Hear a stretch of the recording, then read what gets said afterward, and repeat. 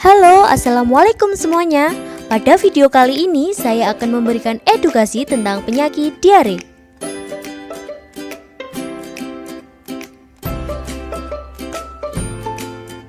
Ada pepatah mengatakan tak kenal maka tak sayang. Jadi perkenalkan dulu ya, saya Heni Mahirotul Laili, mahasiswa Prodi S1 Keperawatan Fakultas Ilmu Kesehatan Universitas Muhammadiyah Ponorogo. Apa sih diare itu? Diare adalah suatu kondisi di mana seseorang buang air besar dengan konsistensi lembek atau cair, bahkan dapat berupa air saja dan frekuensinya lebih sering, biasanya 3 kali atau lebih dalam sehari. Definisi lain memakai kriteria frekuensi, yaitu buang air besar lebih dari 3 kali per hari. Buang air besar encer tersebut dapat berupa lendir ataupun darah. Prevalensi kasus diare di Indonesia berdasarkan Reskisdes 2007, prevalensi diare lebih dari 9% dengan rentang 4,2% sampai 18,9%.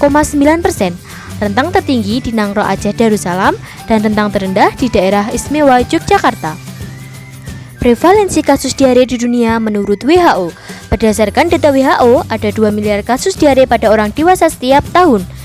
Di seluruh dunia, sekitar 2,5 juta kasus kematian karena diare per tahun.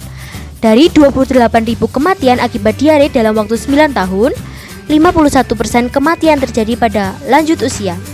Selain itu, diare masih merupakan penyebab kematian anak di seluruh dunia. Penyakit diare secara umum dapat dibedakan menjadi 2, yaitu diare akut dan diare kronis. Diare akut adalah diare yang terjadi mendadak dan berlangsung kurang dari 2 minggu. Sedangkan diare kronis adalah diare yang melebihi jangka waktu 15 hari sejak awal diare. Diare kronis atau diare berulang adalah suatu keadaan bertambahnya kekerapan dan keenceran tinja yang berlangsung berminggu-minggu hingga berbulan-bulan. Dan mengenai diare akut, umumnya diare akut disebabkan infeksi atau toksin bakteri, adanya riwayat makan makanan tertentu, dan adanya keadaan yang sama pada orang lain. Diare yang terjadi pada kerusakan mukosa usus disebabkan oleh toksin bakteri dan menimbulkan feses benar-benar cair, tanpa darah, nyeri perut, terutama pada daerah umbilikus, kembung, mual, dan muntah. Bila muntahnya mencolok, biasanya disebabkan virus dalam bentuk keracunan makanan. Gejalanya antara lain tinja cair, biasanya mendadak, disertai dengan lemah dan kadang-kadang demam, muntah, mual, tanya, berhenti atau berakhir dalam beberapa jam sampai beberapa hari. Umumnya, diare akut bisa sembuh sendiri dalam 5 hari dengan rehidrasi. Selanjutnya, pembahasan mengenai diare kronis. Tanda-tanda diare kronis seperti demam, berat badan turun, malnutrisi, anemia atau sulit tidur, dan meningginya laju endap darah. Demam disertai nyeri pada perut menunjukkan adanya proses radang pada perut.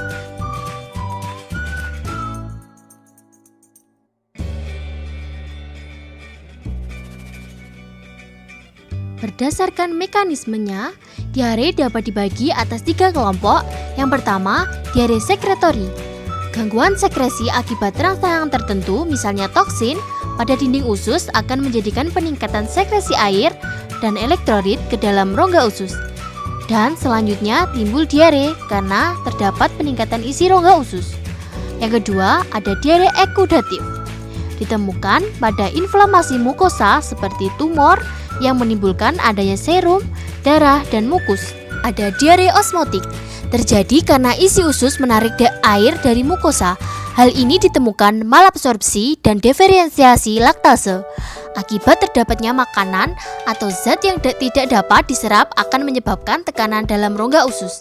Isi rongga usus yang berlebihan akan merangsang usus untuk mengeluarkan sehingga timbul diare. Lalu, apa sih penyebab diare itu?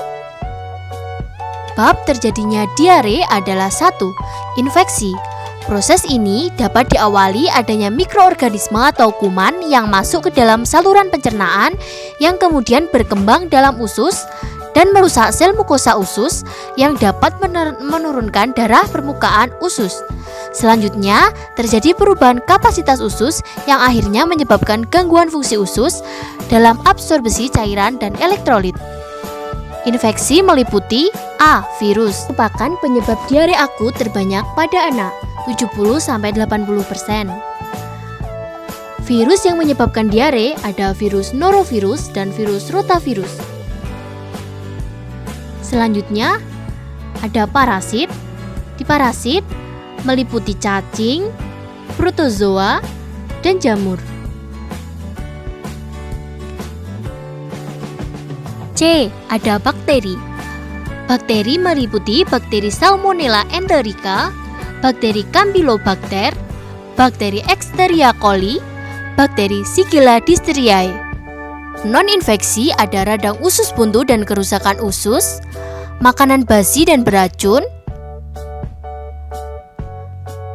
keracunan makanan, terlalu banyak makan makanan yang pedas, yang terkontaminasi, faktor makanan, keracunan makanan, makanan yang terkontaminasi, terlalu banyak makan makanan yang pedas. Hal ini dapat terjadi apabila toksin yang tidak mampu diserap dengan baik, sehingga terjadi peningkatan peristaltik usus yang dapat mengakibatkan penurunan kesempatan untuk menyerap makanan yang kemudian menyebabkan diare.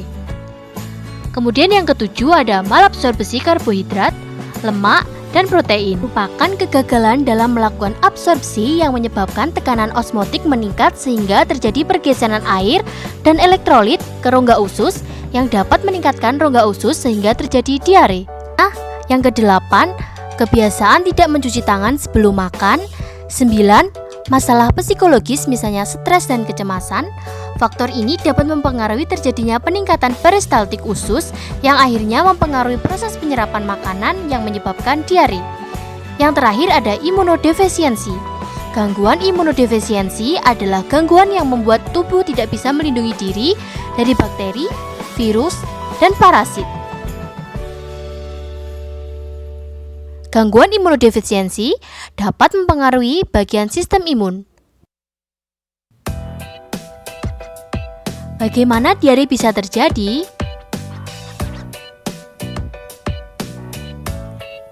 Diare terjadi melalui lalat atau jenis serangga lainnya yang hinggap di tempat sampah atau tempat kotor lainnya yang akan terkontaminasi virus, bakteri, dan parasit.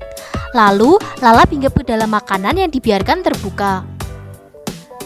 Kemudian, makanan kita konsumsi masuk ke dalam mulut, tenggorokan, lambung, usus. Di usus nantinya akan mengakibatkan gangguan usus sehingga BAB menjadi cair.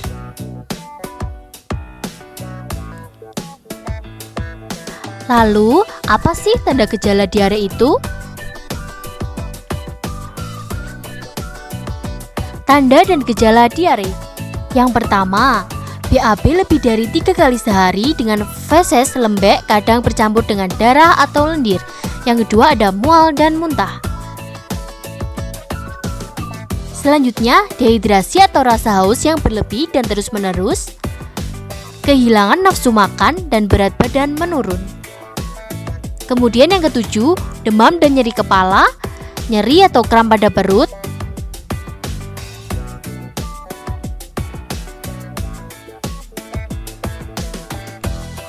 Selanjutnya, mudah lelah, pucat, tubuh gampang berkeringat, perut terasa tidak enak dan terasa kembung. 11. Perubahan warna feses. Warna tinja normal berwarna coklat, sedangkan warna tinja penderita diare akan berwarna kehijauan. 12. Rewel pada anak. Akan rewel dan menangis karena tidak nyaman dengan kondisinya. Bisa dilihat di gambar apa tanda-tanda anak mengalami dehidrasi dan apa tanda-tanda anak yang mengalami diare. Apa saja sih komplikasi diare itu?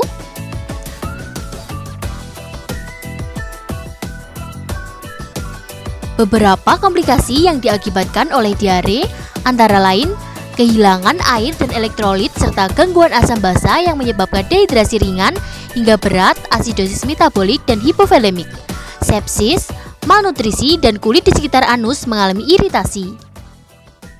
Ketidakseimbangan elektrolit karena elektrolit ikut tergabung bersama air yang keluar saat diare, gangguan sirkulasi darah, gangguan gizi yang terjadi akibat keluarnya cairan yang berlebih karena diare dan muntah.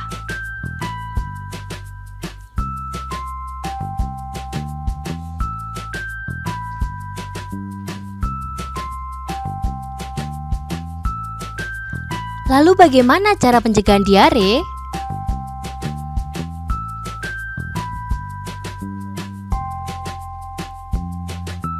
Diare dapat dicegah dengan mencuci tangan dengan benar menggunakan 6 langkah sebelum atau sesudah makan dan sebelum atau sesudah melakukan aktivitas dengan menggunakan air mengalir dan sabun. Yang kedua, menghindari makanan yang terlalu pedas.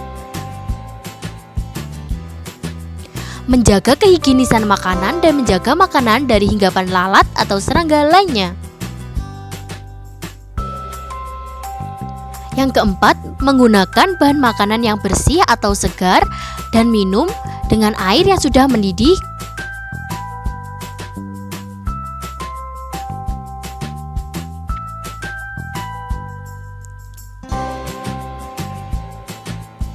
Kemudian yang kelima, mengkonsumsi makanan yang bergizi dan sehat.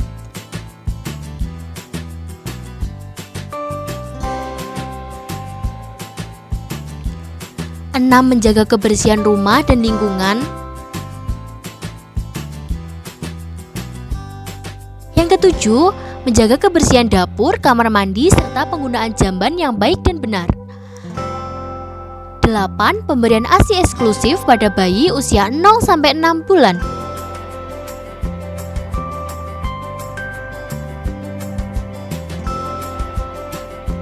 Bagaimana penanganan atau pengobatan diare itu? Penanganan dan pengobatan diare dapat dilakukan dengan cara 1. Menjaga asupan cairan, minum cairan oralit larutan garam atau air kelapa. Oralit dapat dibuat dari 1 liter air, setengah sendok garam, 6 sendok gula. B. Jika diare disertai muntah dan mual, maka minumlah sedikit tetapi sering.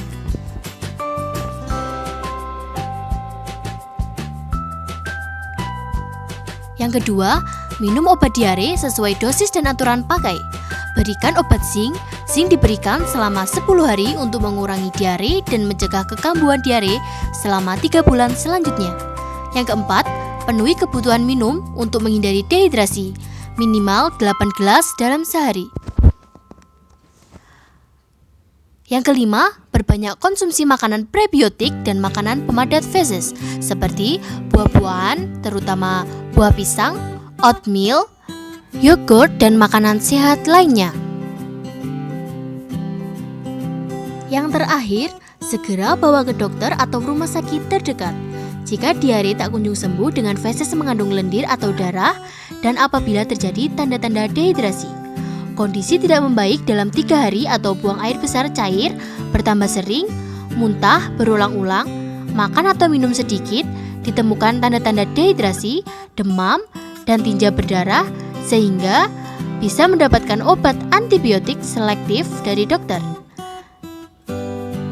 Oleh karena itu, jika diare sudah parah, segera bawa ke dokter ya. Agar diare cepat teratasi. Diare dilihat seperti penyakit biasa dan sepele, padahal apabila salah dalam menanganinya dapat berakibat buruk bagi kesehatan hingga mengalami kematian. Untuk itu, yuk biasakan hidup sehat dan kenali penyebab serta pertolongan terhadap penyakit diare. Lalu tunggu apa lagi? Ayo kita cegah diare mulai sekarang untuk Indonesia yang lebih maju. Kita sehat, keluarga sehat, lingkungan sehat dengan hidup sehat. Sekian dari saya. Wassalamualaikum warahmatullahi wabarakatuh.